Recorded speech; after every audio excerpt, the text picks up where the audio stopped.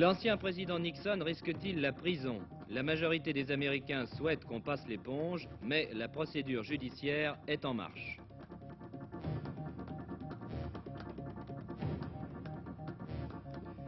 Inquiétude au Vietnam après le départ de Nixon. Il y a eu 100 000 morts depuis le cessez-le-feu et l'on s'interroge sur l'attitude du nouveau président américain, Gerald Ford. Devant la vague de terrorisme qui passe sur l'Italie, Paul VI lance un appel public. Le pape s'adresse particulièrement aux jeunes extrémistes violents. Pour toucher le tiercé de cet après-midi à Deauville, il fallait jouer la combinaison 3-9-As.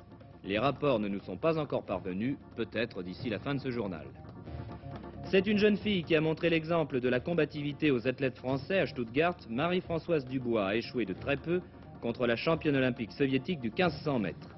Côté messieurs, Drut a gagné comme prévu le 110 mètres haies, mais dans l'ensemble, les athlètes français ont déçu. Mesdames, Mesdemoiselles, Messieurs, bonsoir.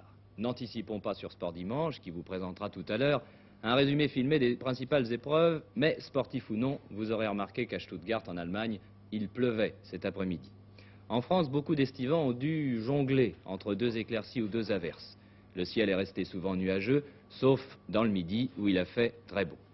Curieux mois d'août en vérité, avec ce télégramme que j'ai eu peine à croire en le découvrant. Le col de l'Iseran, dans les Alpes, près de la frontière italienne, est fermé à la circulation en raison d'importantes chutes de neige. Et oui, la couche atteint 20 cm au sommet et nous sommes le 11 août. Je vous rappelle qu'à la météo nationale, on annonce timidement, il est vrai, une amélioration progressive du temps à partir d'après-demain mardi. Les Français en vacances n'en attendent pas moins, y compris le président Giscard d'Estaing qui a choisi la Côte d'Azur pour passer les fêtes du 15 août en famille. Le chef de l'État s'est installé au Cap Ferrat, près de Nice, mais il a pris le soin de faire installer une ligne téléphonique directe et permanente avec l'Élysée. En somme, ce sont des vacances studieuses que M. Giscard d'Estaing va passer. Pour l'ancien président Nixon, il n'est certes pas question de vacances dans l'immédiat. Sa démission n'a fait que crever l'abcès, mais la question de son avenir personnel reste entièrement posée. Comme on pouvait le prévoir, les hebdomadaires français donnent à l'événement l'importance qu'il mérite, et cela qu'il s'agisse de l'Express, Nixon chassé par l'Amérique, du Nouvel Observateur, la mise à mort, du Point, qui a tué Nixon, ou encore de Paris Match, le dernier quart d'heure. Les hebdos, comme l'on dit, présentent à la une photo du président déchu. Il lui reste à payer ses dettes et à répondre éventuellement de ses actes devant la justice. Richard Nixon n'est certes pas au bout de ses malheurs. Nixon à la retraite, son premier problème est d'ordre financier. Comme il y a 14 ans, quand il avait été battu par Kennedy au présidentiel de 1960. You know what my net worth was? $47,000 total. Toute ma fortune s'élevait à 250 000 francs, plus une vieille voiture qui avait besoin de réparation. Récemment, Nixon a même dû demander un délai supplémentaire pour acquitter l'hypothèque qui lui a permis d'acheter sa villa de San Clemente. Cette jeune financière est la conséquence de l'arriéré d'impôt qui lui est réclamé. La justice a en effet conclu que Nixon s'était rendu coupable de fraude fiscale en obtenant une déduction d'impôt pour le don de ses archives de vice-président à la Bibliothèque nationale. Montant de la somme à rembourser, 300 millions de francs. Nixon pourrait se voir également réclamer le paiement des dépenses engagées par l'État pour l'aménagement de cette villa. Dépenses jugées aussi illégales. Pourtant, la presse s'étend longuement sur la véritable fortune que ces archives pourront un jour rapporter à Richard Nixon. Notamment, les fameuses bandes magnétiques dont les transcriptions rendues publiques il y a quelques mois par la Maison-Blanche n'avaient révélé qu'une partie du contenu. Or, plusieurs maisons d'édition seraient déjà sur les rangs pour la publication des mémoires de l'ancien président. De toute façon, Nixon garde le bénéfice d'une retraite annuelle de 300 000 francs, plus 500 000 francs de frais de personnel. Avantage qu'il aurait perdu s'il avait été destitué.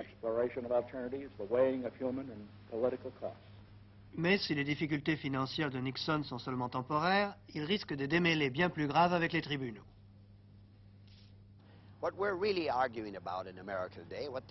Nous parlons ici de corruption et de violation de la loi.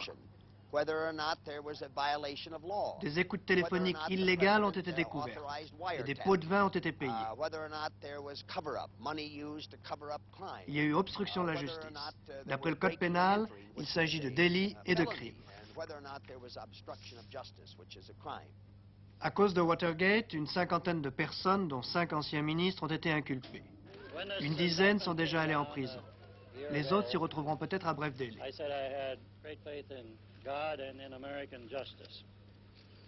L'ancien président ayant avoué ses fautes, il n'est pas certain que l'opinion accepte que finalement seuls les lampistes soient punis. Redevenu simple citoyen, Nixon n'est plus protégé par l'immunité présidentielle. Il est donc passible de poursuites pénales, à moins que Gerald Ford ne lui accorde la grâce présidentielle. Quand un président viole la loi, notre système permet d'engager sa responsabilité et de faire que justice soit rendue.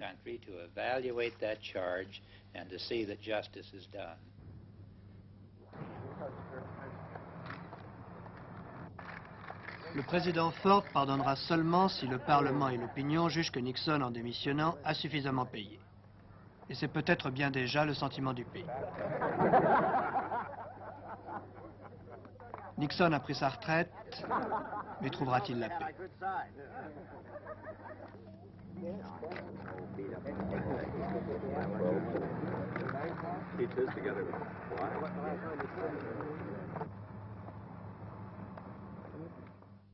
Si l'avenir de Richard Nixon est donc incertain, celui des relations internationales des États-Unis ne l'est pas moins. De nombreuses capitales dans le monde arabe, et Moscou notamment, n'ont pas caché leur inquiétude en voyant arriver un nouveau président américain. C'est la raison pour laquelle M. Ford s'est empressé d'affirmer sa volonté de continuité. Le maintien de M. Kissinger aux affaires étrangères en est d'ailleurs la preuve. Mais cela n'a pas suffi à rassurer tout le monde.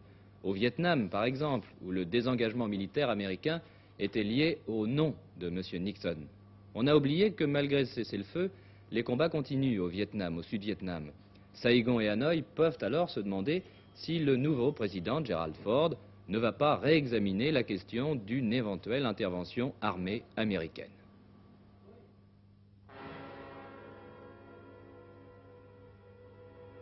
C'est la paix vietnamienne. 18 mois après la signature des accords de Paris en janvier 1973, les Vietnamiens continuent à se battre entre eux comme au pire moment de l'intervention américaine.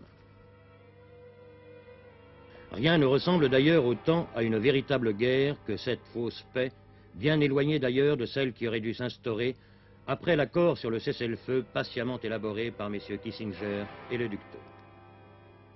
Cette guerre qu'on oublie un peu a cependant fait beaucoup plus de victimes au Vietnam que sur tous les théâtres d'opérations réunis qu'on a connus depuis 18 mois.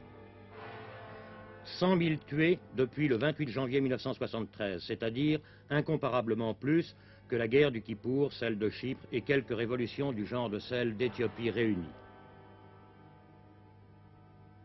À ces tués au combat, il faut ajouter les dizaines de milliers de blessés, les disparus, les réfugiés et les centaines de villages détruits. Il y a actuellement au Sud-Vietnam plus d'un demi-million d'orphelins recensés.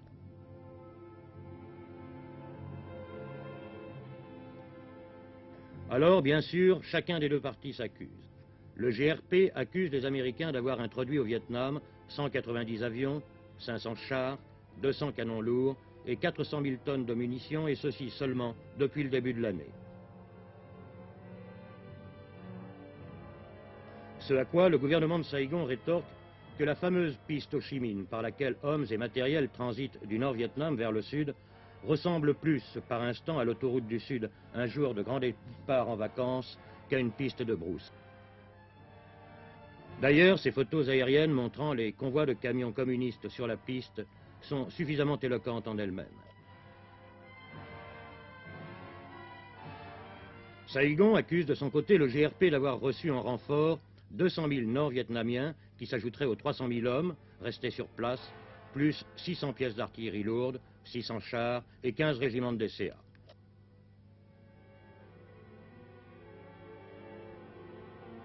Alors on comprend que le dialogue soit impossible entre Vietnamiens du Sud.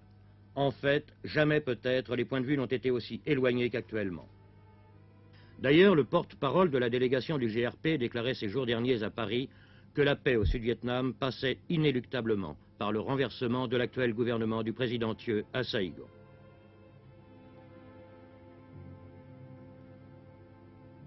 Quant à son adversaire, M. Nguyen Xuan Phuong, chef par intérim de la délégation de la République du Vietnam, il rejette bien sûr totalement les affirmations du Viet Cong.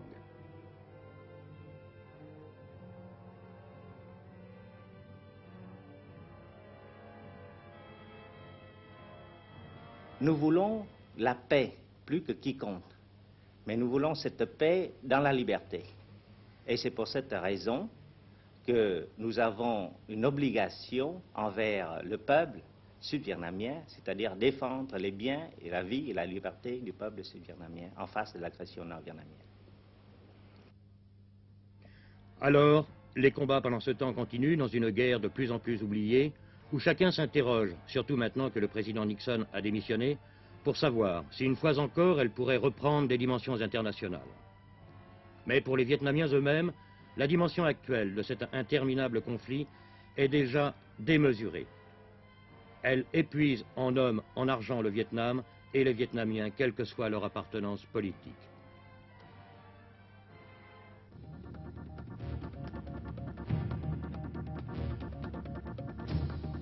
Première conséquence de la reprise des contacts de Genève sur Chypre, M. Glafklos Klérides, le président par intérim de l'île et chef de la communauté grecque, a donné l'ordre à la garde nationale aujourd'hui d'évacuer les enclaves turques en zone grecque. La libération des prisonniers chypriotes grecs aux mains des Turcs devrait commencer demain avec l'aide de la Croix-Rouge internationale.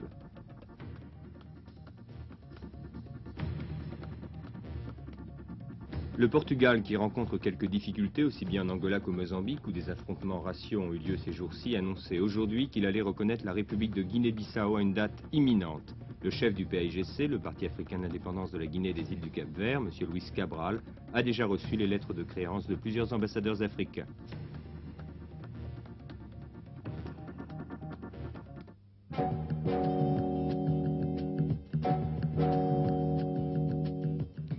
Le pape, dont l'état de santé fait l'objet d'une surveillance attentive depuis plusieurs semaines, Paul VI a fait une apparition en public aujourd'hui, dans sa résidence d'été de Castel Gandolfo.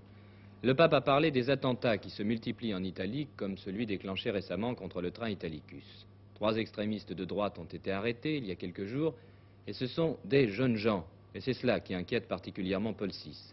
Le pape comprend le désarroi, je le cite, d'une certaine jeunesse qui ne sait plus à quelle valeur morale et sociale se vouer. Et Paul VI pense que seule la bonté et l'amitié, vertu, dit-il, de la foi chrétienne, peuvent aider les jeunes en perdition. Il est douteux que l'appel de Paul VI puisse calmer soudainement les passions dans une Italie malade du terrorisme, mais la prise de position du pape montre à quel point la crise est aiguë. Rien ne va plus, en effet, en Italie, où l'économie est d'ailleurs à son plus bas niveau. L'Italie perd chaque mois 5 milliards de francs pour payer ses importations. L'Italie a déjà emprunté à l'étranger 50 milliards de francs en l'espace de 2 ans. L'Italie détient le record d'Europe de l'inflation, 20% par an. Par une belle matinée du mois de juillet, les Italiens ont donc appris que l'essence coûtait 300 lire, 2 francs 30, qu'elle devenait ainsi la plus chère d'Europe. Ils apprenaient aussi qu'il y aurait une taxe spéciale sur les voitures, près de 1500 francs pour les gros cylindrés. Pour qu'il n'y ait pas de jaloux, on décidait aussi de doubler les tarifs dans les transports publics. Mais c'est un moindre mal, en Italie, les transports publics n'ont pas beaucoup de succès, on aime trop les voitures. L'augmentation de l'IVA, la TVA italienne, devait inciter les Italiens à acheter moins de produits. C'est relativement gagné. Les commerçants ont profité de cette augmentation de la TVA pour augmenter abusivement leurs prix. Et comme on s'attendait à cette augmentation, certains produits comme le sucre ou les pâtes ont disparu. Il s'agissait de faire des stocks en attendant de les vendre à un prix plus intéressant. Pour citer un exemple remarquable, puisqu'il concerne la base même de l'alimentation en Italie, le prix des pâtes a été multiplié par 4. En principe, tout le monde est touché. Ceux qui ont un appartement trop grand, une voiture trop puissante, une résidence secondaire, ou ceux qui aiment le fromage et le champagne français. Et pourtant, même si le gouvernement a fait un effort pour répartir équitablement les sacrifices, les syndicats protestent. Et les socialistes se demandent si cela vaut encore la peine de rester dans la coalition gouvernementale avec les démocrates chrétiens. On peut même se demander si les syndicats n'ont pas peur d'être débordés par les militants de base. On en a eu un exemple récemment à Rome.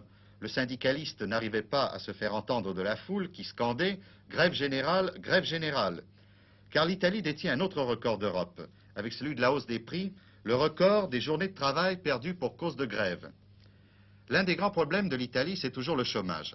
Donner du travail aux gens, c'est bien, mais le revers de la médaille, c'est qu'on fait travailler 1000 personnes là où il en faudrait 300. Par exemple, il y a 13 000 employés à la mairie de Palerme. Autre élément qui désorganise l'économie italienne, l'absentéisme. Or, on ne va pas travailler soit parce qu'il y a trop de travail, soit parce qu'il n'y en a pas assez.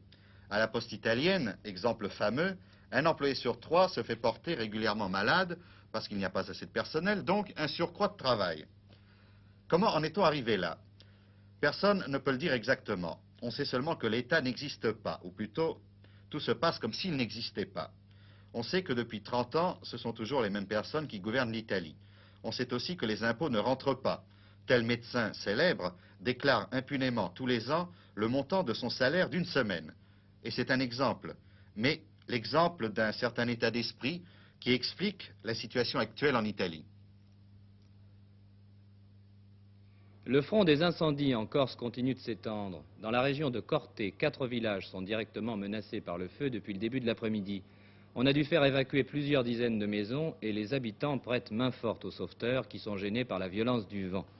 Et puis j'ai appris en fin d'après-midi que le ministre de l'Intérieur, M. Poniatowski, avait décidé d'envoyer d'urgence des renforts. 3 compagnies de militaires spécialisés dans la lutte contre le feu doivent arriver demain dans l'île. Au total, en effet, la situation est très sérieuse. C'est aujourd'hui 2000 hectares de maquis, essentiellement des pins et des chênes, qui ont été ravagés ou au moins léchés par les flammes sur l'ensemble de la Corse, donc pour cette seule journée de dimanche.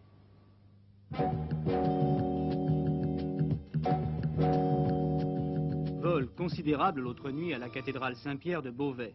Des cambrioleurs, qui ne manquaient pas de sens artistique, ont dérobé 5 tapisseries du XVe et du XVIe siècle d'une valeur inestimable. Et apparemment, les malfaiteurs ont pénétré dans l'église sans grande difficulté. Vous êtes le gardien de la cathédrale. Est-ce que vous avez une idée de la façon dont le vol s'est passé? J'ai ouvert comme d'habitude tous les jours à 7h30. Alors rien de fracturé dans les portes. Et puis en allant ouvrir la sacristie, les tapisseries se trouvent au-dessus de la sacristie. J'ai perçu qu'elles avaient été volées. Alors j'ai fait le tour de la cathédrale pour voir où il y avait eu effraction. Et la première chapelle à gauche, la chapelle Jeanne d'Arc, 2-3 planches étaient enlevées. Vous voyez le passage, c'est certainement par là qu'ils étaient passés. Il y a un échafaudage extérieur, il y a un échafaudage intérieur. C'est assez facile pour rentrer. Vous avez pu constater, comme moi, que la clôture est tout à fait légère, puisqu'il s'agit de quelques planches en bois. Et il n'est pas difficile à un voleur de venir avec un simple tournevis pour faire sauter ses planches et entrer dans la cathédrale. L'une des tapisseries dérobées, qui représentait Saint-Pierre crucifié la tête en bas, avait récemment été exposée au Grand Palais à Paris. Elle avait alors été assurée pour plus d'1 milliard d'anciens francs. La cathédrale de Beauvais, qui recèle beaucoup d'autres richesses, a déjà été cambriolée plusieurs fois. Un système de surveillance par radar devait être installé. Faute de crédit, on n'a pu donner suite au projet. Ce qui est dramatique, c'est que la nuit prochaine, cette équipe-là et une autre équipe peuvent revenir et opérer dans les mêmes conditions. Les vols d'objets d'art dans les églises ne se comptent plus. Le plus souvent, tableaux et sculptures échouent dans les caisses de collectionneurs très privés. Il est grand temps que l'on envisage des mesures de protection pour les lieux saints avant que d'autres richesses ne soient pillées en toute impunité.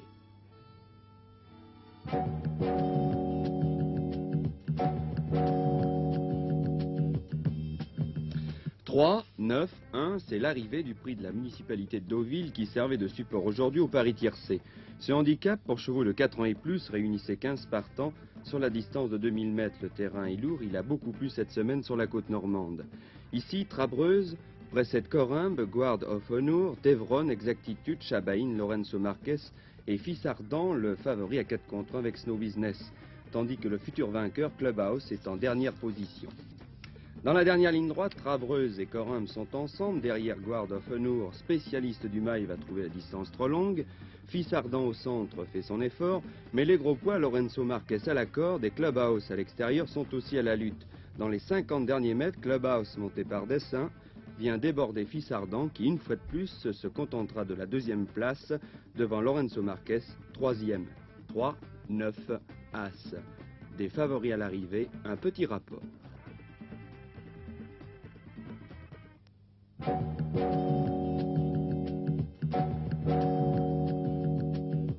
Oui, toute voile dehors, l'expression convenait parfaitement la nuit dernière pour les concurrents de la course en solitaire de l'Aurore. Les navigateurs ont essuyé une véritable tempête sur le golfe de Gascogne, une tempête qui a d'ailleurs laissé des traces. En effet, à quelques heures de l'arrivée à Pornic, les concurrents sont attendus entre minuit et 4 heures du matin, les deux favoris sont en difficulté. Bruno Lundven, qui était en tête au classement général après les deux premières étapes, est très attardé. Quant à Eugène Riguidel, il a cassé son haubans et il risque, paraît-il, de perdre son mât avant l'arrivée. Pour Riguidel, la course de l'Aurore n'est certainement pas une sinécure. À Saint-Malo, ce sont les plus grands voiliers du monde que l'on a pu admirer à la fin de cette semaine.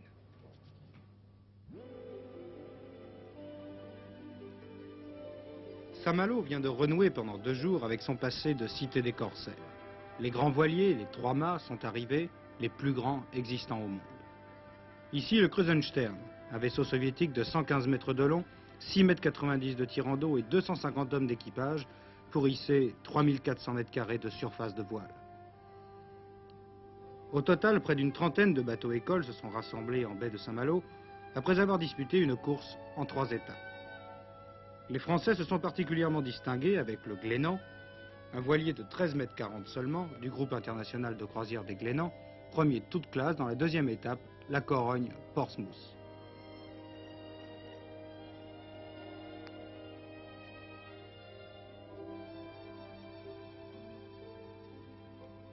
Ces courses de grands voiliers sont organisées tous les 2 ans par un organisme britannique. Elles sont ouvertes à tous les voiliers écoles de plus de 12 mètres. Leurs équipiers doivent être âgés de 15 à 25 ans.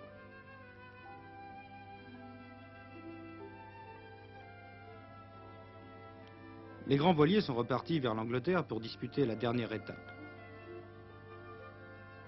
Ils étaient accompagnés par une armada de petites coques, parmi lesquelles on pouvait reconnaître de célèbres bateaux. 33, le bateau 24 heures sur la Une, Great Britain, Adventure, les caporniers de la dernière course autour du monde.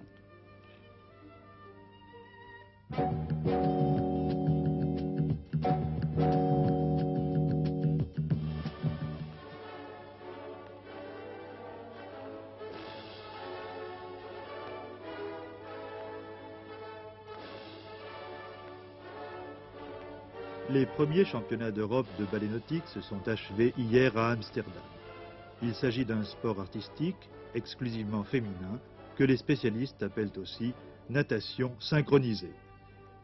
Figures libres, figures imposées, c'est un proche parent, en quelque sorte, du patinage artistique.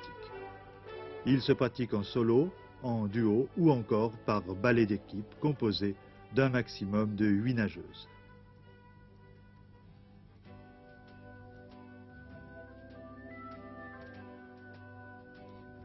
Voici le ballet des nageuses anglaises. Elles ont remporté la première place devant l'Allemagne, la Hollande et la France.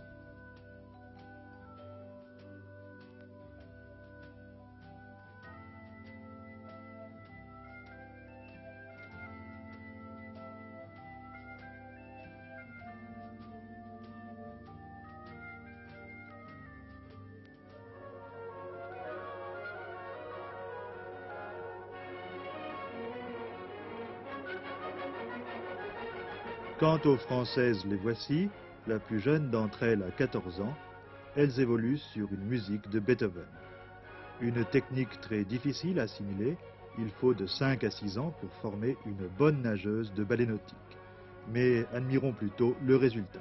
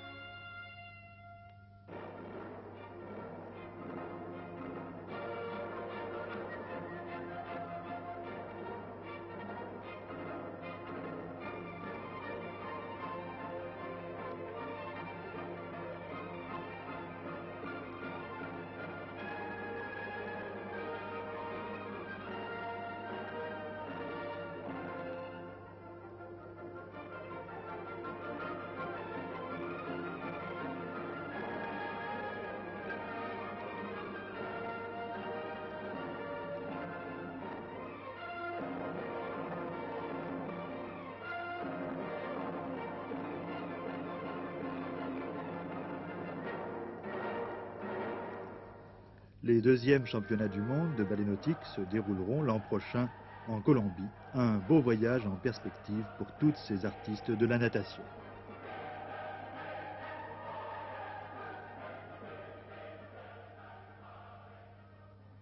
Et oui, remarquable exhibition, à mi-chemin entre le spectacle et le sport. Voilà en tout cas qui nous amène à Sport Dimanche, que Pierre Fula vous présentera dans quelques instants. Toute l'équipe de 24 heures sur la une vous souhaite de passer une excellente soirée.